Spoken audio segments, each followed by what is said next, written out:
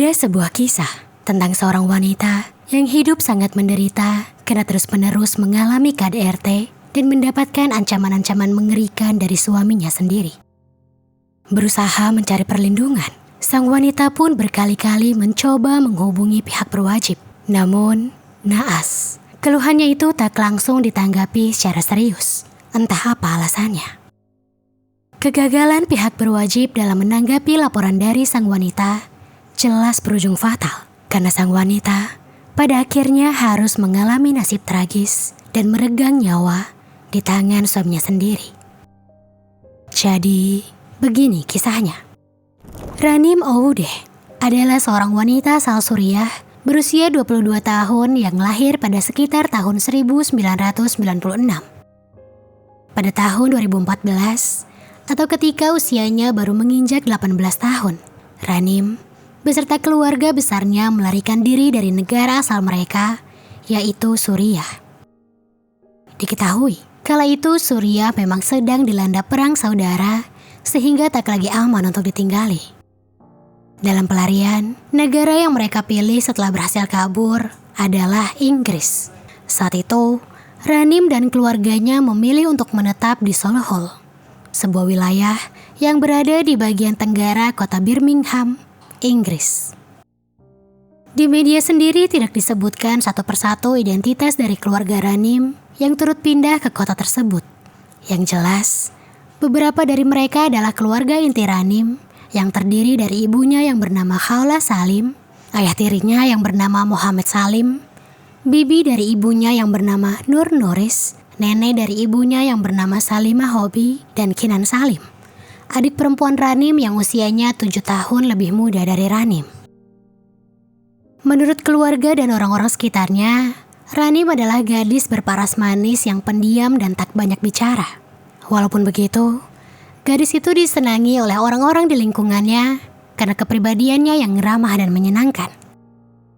Meski tak banyak bicara, Ranim terkenal memiliki suara yang sangat merdu. Bahkan, salah satu cita-citanya adalah menjadi seorang penyanyi yang bisa membuat lagunya sendiri.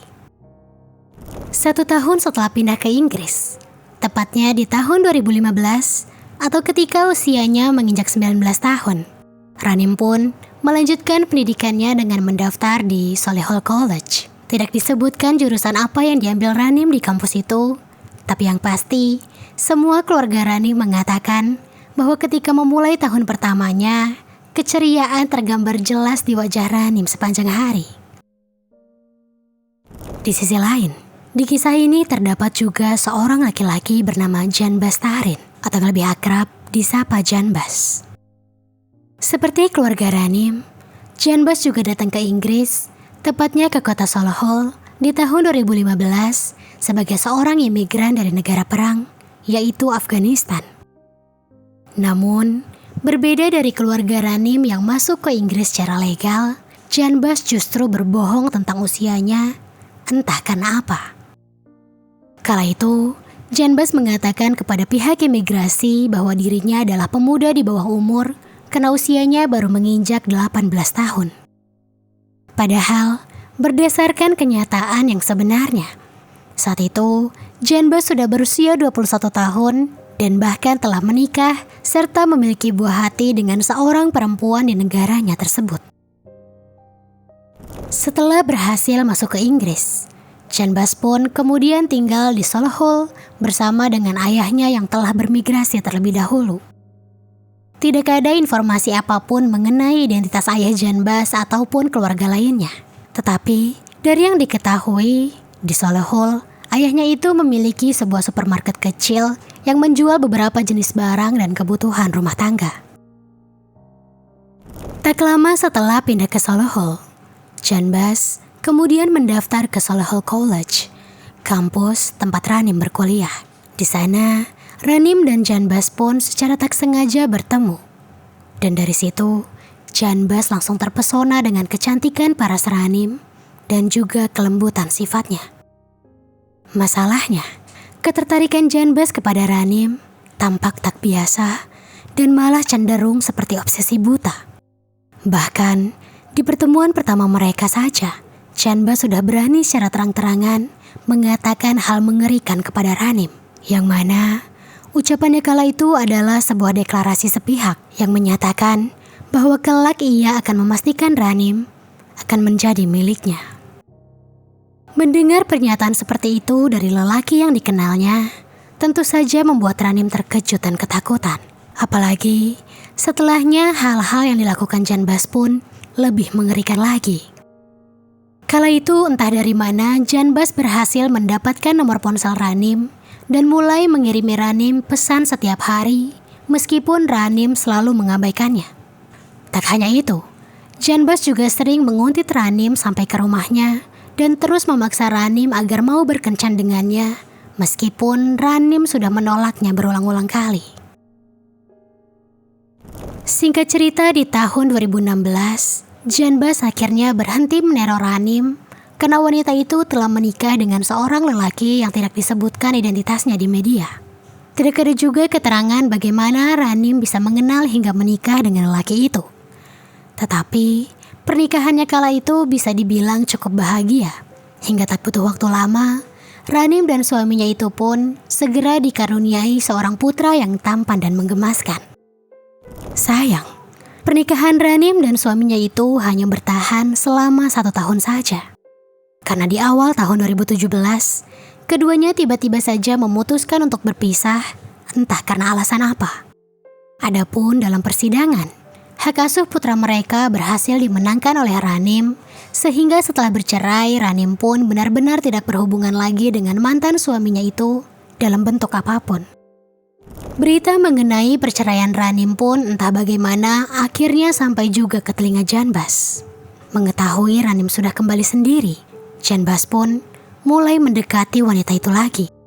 Namun, cara yang digunakannya kali ini lebih ekstrim.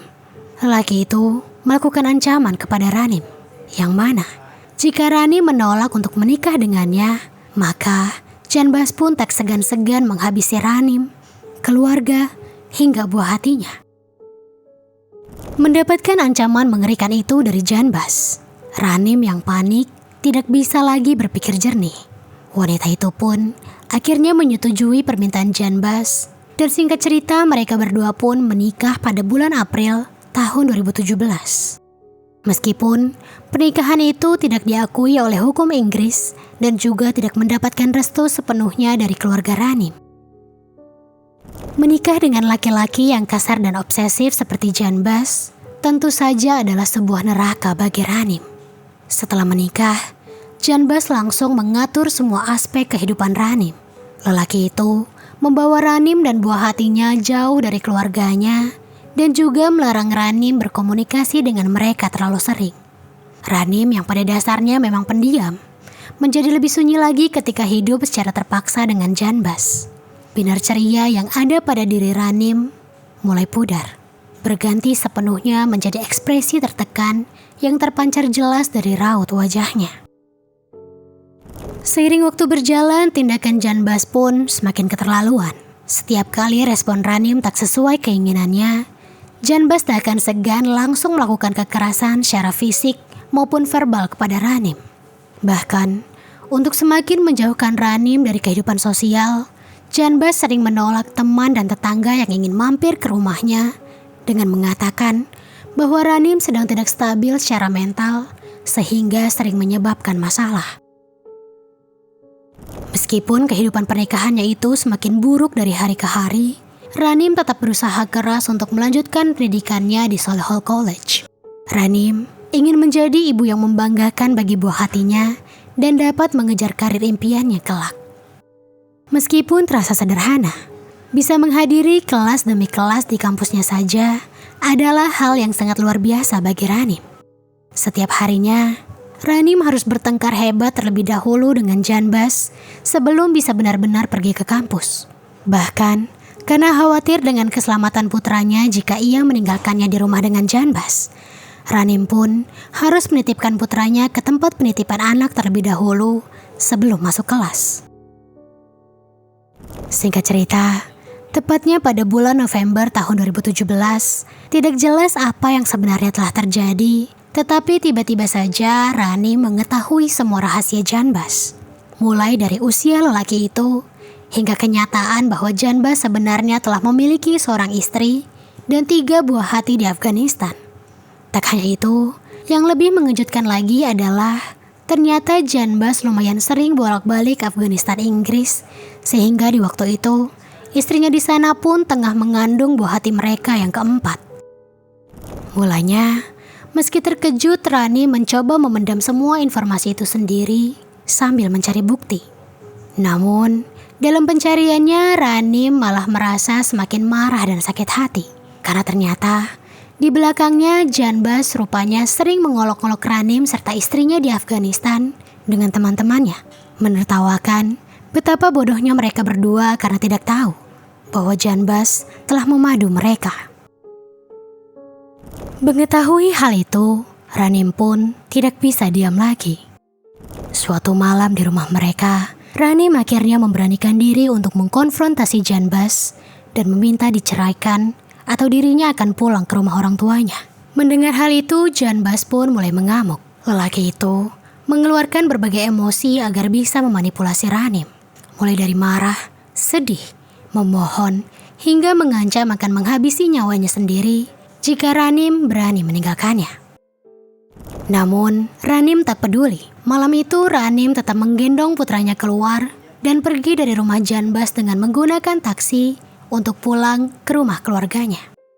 Tak main-main, Ranim juga ternyata melaporkan usia asli Janbas ke pihak kampus mereka, sehingga tak lama kemudian Janbas pun dikeluarkan dari Solihull College.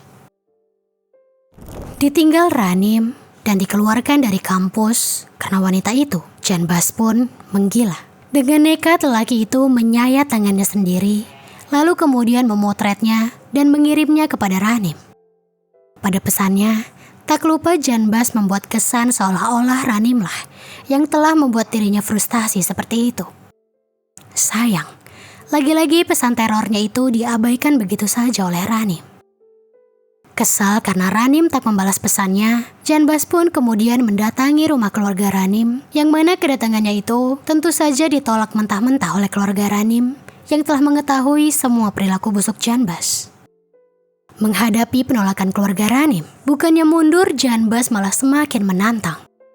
Lelaki itu menginap di luar rumah keluarga Ranim selama 12 malam berturut-turut dan terus kembali meskipun telah diusir oleh orang-orang di daerah itu.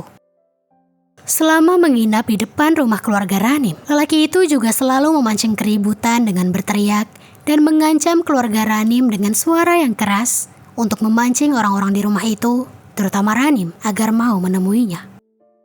Selama itu, setiap harinya Ranim sudah meminta bantuan kepada pihak polisi dengan menghubungi nomor darurat 999. Namun, sayang, respon polisi sangatlah mengecewakan. Suatu waktu salah satu dari mereka bahkan menyepelekan laporan Ranim dengan berkata kurang lebih seperti ini. "Aduh ibu, udah tiap hari loh ibu nelpon kami untuk masalah sepele begitu. Ibu buang-buang waktu kami ini. Di luar sana ada kasus-kasus yang lebih penting daripada kasus ibu. Ibu bisa loh, itu mantan suaminya diajak bicara baik-baik dan disuruh pergi. Udah ya bu, kami tutup dulu teleponnya." Begitu kira-kira respon dari polisi. Hari demi hari pun berlalu, dan Ranim masih diliputi kecemasan karena teror Janbas tak juga kunjung berhenti. Suatu hari Ranim yang sudah sangat putus asa mengatakan hal yang sangat menyedihkan. Kepada keluarganya, Ranim berkata kira-kira begini. "Kayaknya emang takdirku begini kali ya, dikejar-kejar sama cowok obses yang gila itu. Kayaknya waktuku gak lama lagi deh kalau begini terus." Mendengar pernyataan pasrah dari Ranim, keluarganya pun merasa iba. Merasa harus mulai melakukan sesuatu karena laporan-laporan mereka ke kepolisian hanya dianggap angin lalu. Keluarga besar Ranim pun akhirnya berkumpul untuk mengajak Janbas bertemu dan berunding. Tegas, keluarga Ranim meminta Janbas untuk menceraikan Ranim dan menjauh dari wanita itu. Mendengar hal itu, Janbas jelas saja tak terima. Dengan marah, Janbas pun langsung meninggalkan rumah Ranim karena kesal wanita itu dan keluarganya tidak juga mengabulkan keinginannya. Di malam keesokannya, Janbas pun datang lagi ke rumah keluarga Ranim. Kali ini lelaki itu lebih berani. Meski tak dibukakan pintu, Janbas tetap merangsek masuk ke rumah keluarga Ranim dengan mendobraknya. Kala itu, Ranim yang kebetulan sedang duduk di sofa ruang tengah pun terkejut melihat Janbas mendobrak pintu rumahnya dan langsung buru-buru menghubungi nomor darurat 999. Melihat itu, Janbas pun langsung berjalan cepat mendekati Ranim dan membanting ponsel wanita itu. Terkejut, Ranim pun langsung berteriak, membangunkan orang-orang lain di rumahnya, termasuk ayah sambungnya. Saat itu juga Janbas pun langsung diamankan dan polisi langsung dipanggil ke rumahnya. Karena sudah masuk dalam kategori penyerangan, polisi pun menanggapi laporan kali ini dan langsung mendatangi rumah keluarga Ranim serta memberi peringatan kepada Janbas. Merasa tindakan Janbas kali ini sudah sangat keterlaluan, Khaola yang merupakan ibu Ranim pun menyewa seorang pengacara untuk menindaklanjuti perkara ini. Di hadapan pengacara, Ranim pun menceritakan semua pengalaman buruknya selama menjadi istri Janbas, serta bagaimana Janbas menerornya ketika ia mencoba kabur. Menanggapi kisah Ranim, pengacara mereka pun mengirimkan laporan ke pengadilan. Dan akhirnya, pada tanggal 16 Agustus tahun 2018, pengadilan pun mengeluarkan perintah pembatasan untuk Janbas, agar laki itu menjauh setidaknya dalam jarak 100 meter dari Ranim. Setelah surat perintah pengadilan keluar, keluarga Ranim pun menggunakan surat itu untuk balik mengancam Janbas ketika lelaki itu datang lagi ke rumah mereka. Dan cara itu ternyata berhasil. Janbas benar-benar menjauh dari Ranim setelahnya. Merasa sudah cukup aman berkat adanya surat perintah dari pengadilan. Pada tanggal 26 Agustus tahun 2018, Ranim pun dengan santai keluar rumah seharian untuk berbelanja bersama dengan Khaola, ibunya. Setelah puas berbelanja dan bersenang-senang seharian, malam harinya mereka pun berencana menutup hari mereka di sebuah restoran dan tempat shisha di wilayah Highgate, Birmingham yang bernama Rotana Shisha Lounge. Kala itu mereka sama sekali tak menyadari jika gerak-gerik mereka selama 1 hari penuh itu ternyata dipantau oleh Janbas. Begitu Ranim dan Khaola masuk ke restoran, tak lama Janbas pun memarkirkan mobil van putihnya dan turut masuk ke dalam restoran shisha itu. Di dalam, Janbas pun mencari Ranim serta Khaola dan kemudian dengan berani menunjukkan wajahnya di depan kedua wanita itu. Saat itu Ranim dan Khaola yang terkejut melihat Janbas pun mencoba mengusirnya, tetapi Janbas menolak. Setelah itu mereka pun kemudian terlibat adu mulut yang cukup sengit satu sama lain. Tak lama kemudian, Janbas yang merasa kesal dengan Ranim dan Khaola pun tiba-tiba saja menggerakkan tangan dan menampar kedua wanita itu. Setelahnya, Janbas juga berusaha mengambil ponsel yang digenggam Ranim, tapi aksinya itu gagal karena seorang petugas keamanan menghampiri mereka. Melihat keadaan sudah tak aman untuknya, Janbas pun mundur. Namun, sambil digiring keluar oleh petugas keamanan, lelaki itu masih mencoba mengancam Ranim dan Khaola dengan menggerakkan tangannya secara horizontal ke lehernya sendiri. Ranim yang merasa terancam pun kemudian mencoba menelpon polisi pada pukul 10.34 malam untuk melaporkan kejadian tersebut. Kepada polisi, Ranim menyebutkan mengenai surat perintah perlindungan dari pengadilan. Tetapi, polisi malah mengatakan bahwa mereka tidak bisa menemukan dokumen terkait di sistem mereka. Malah, mereka menyuruh Ranim beserta ibunya untuk menunggu di sana sampai pasukan mereka datang. Mendengar itu, Ranim pun menurut. Setelah sekitar setengah jam menunggu, tepatnya pada pukul 11:09 malam, Ranim pun kembali menghubungi polisi untuk menanyakan di mana posisi mereka karena para polisi itu tak juga kunjung datang ke tempatnya. Mengetahui polisi masih jauh dari tempatnya, Ranim pun mengatakan kepada mereka bahwa dirinya akan pulang bersama ibunya. Sebelum menutup teleponnya, Ranim sempat menyebutkan alamatnya kepada pihak kepolisian dan menyatakan kepada mereka bahwa dirinya berharap polisi datang ke rumahnya karena mantan suaminya adalah orang yang berbahaya. Di sisi lain, setelah diusir dari restoran, Janbas ternyata berkendara menuju supermarket milik ayahnya dan mengambil pisau sepanjang 12 inci dari sana. Kemudian, Setelahnya ia pun lanjut berkendara dengan mobil van putihnya menuju ke kediaman keluarga Ranim. Sementara Janbas sedang dalam perjalanan menuju rumah keluarga Ranim. Ranim sendiri masih berusaha menghubungi polisi di rumahnya pada pukul 11:42 malam. Wanita itu bahkan menunggu polisi di luar rumah karena takut mereka salah alamat. Di dalam rumah, Khawla menemani Ranim sambil duduk cemas di sofa. Saat itu, keadaan rumah mereka memang sudah sepi karena semua orang sudah tertidur di kamar masing-masing. Dan Ranim maupun Khawla juga tak mau membangunkan mereka, apalagi membuat keadaan menjadi panik. Pukul 12:26 malam adalah kali terakhir Ranim menghubungi polisi.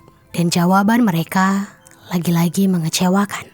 Petugas yang mengangkat telepon Ranim hanya mengatakan bahwa mereka sedang tidak bisa mengirim pasukan saat itu. Dan meminta Ranim menunggu sampai pukul 8 pagi. Tak hanya itu, mereka juga menyarankan Ranim untuk masuk saja ke rumah dan tak perlu menunggu di luar. Dengan kecewa, Ranim pun menutup telepon itu dan bersiap masuk ke rumah. Namun, baru saja Ranim bersiap masuk ke rumahnya, Janbas tiba-tiba saja datang entah dari mana dan mengayunkan senjata tajam yang dibawanya ke arah Ranim berkali-kali. Melihat Janbas menyerang putrinya, Khawla pun langsung berteriak histeris dan langsung mencoba menyelamatkan Ranim. Melihat itu, Janbas yang telah menggila pun kemudian turut menikam Khawla juga, hingga wanita itu meninggal dunia seketika. Setelah melihat kedua korbannya tergeletak tak berdaya dan bersimbah cairan merah, Janbas langsung lari dengan membawa senjatanya dan kabur entah kemana. Sementara itu, mendengar suara teriakan Khawla, suaminya sekaligus ayah tiri Ranim, yaitu Muhammad, langsung turun dan sangat terkejut ketika melihat pemandangan tragis di depannya. Mirisnya, pemandangan itu juga disaksikan oleh Kinan, adik perempuan Ranim yang baru saja berusia 15 tahun. Bahkan, kala itu Kinan juga sedang menggendong putra Ranim yang usianya baru menginjak 2 tahun. Mencoba bergerak cepat meski terpukul, Muhammad langsung menghubungi ambulans serta polisi untuk melaporkan kejadian itu. Begitu datang, tim medis pun langsung memeriksa tanda-tanda vital Ranim dan Khawla. Tetapi sayang, keduanya sudah tak bisa diselamatkan lagi. Tak lama setelahnya, polisi pun juga datang ke kediaman keluarga Ranim. Seketika, mereka pun langsung merasa bersalah karena mengabaikan setidaknya 7 panggilan dari Ranim sebelumnya. Tak mau mengulang kesalahan kedua, pihak kepolisian West Midlands pun dengan sigap langsung membentuk tim untuk memulai investigasi. Sasaran dugaan pelakunya jelas langsung tertuju kepada Janbas. Sebagai permintaan maaf kepada keluarga Ranim karena gagal melindungi korban, pihak kepolisian pun bahkan membuat sayembara agar bisa menangkap Janbas dengan cepat. Yang mana saat itu, mereka menjanjikan uang tunai sebesar 5.000 pound atau sekitar 100 juta dalam rupiah kepada siapapun yang memberikan informasi tentang Janbas kepada mereka. Singkat cerita, sekitar 3 hari setelah kejadian, tepatnya pada tanggal 30 Agustus tahun 2018, seorang warga melaporkan kepada polisi bahwa dirinya baru saja melihat Janbas sedang membeli makanan di sebuah toko ayam. Mendapatkan laporan itu, polisi pun langsung mendatangi toko ayam yang dimaksud dan memeriksa CCTV-nya. Dari tampilan CCTV terlihat bahwa Janbas ternyata telah mencukur janggutnya agar tak dikenali. Namun, usahanya itu jelas gagal. Setelah menelusuri CCTV di sekitar jalan itu, polisi pun akhirnya menemukan Janbas sedang berjalan menuju tempat persembunyiannya di sebuah gudang terbengkalai di Birmingham. Untuk beberapa waktu, Janbas dan pihak polisi sempat terlibat kejar-kejaran, hingga pada akhirnya Janbas pun berhasil tertangkap karena seorang polisi menyemprotkan cairan merica ke wajahnya. Setelah ditangkap dan didakwa dengan pasal pengeksekusian, penyerangan dan penguntitan, pada persidangan di bulan Desember tahun 2018, Janbas pun akhirnya mengakui semua perbuatannya kepada korban. Dan dengan begitu, ia pun harus menanggung hukuman penjara seumur hidup dengan masa hukuman minimal 32 tahun. Mendengar itu, pihak keluarga Ranim dan Khawla pun tentu saja merasa lega dengan putusan hakim. Namun, mereka mengaku belum bisa memaafkan pihak kepolisian atas segala pengabaian dari laporan mereka, hingga Ranim dan Khawla meninggal dunia secara tragis. Kepolisian West Midlands pun mengakui kegagalan mereka dalam melindungi para korban. Dan asisten kepala polisi saat itu, yakni Andy Hill, juga menyampaikan permintaan maaf mendalam kepada keluarga korban.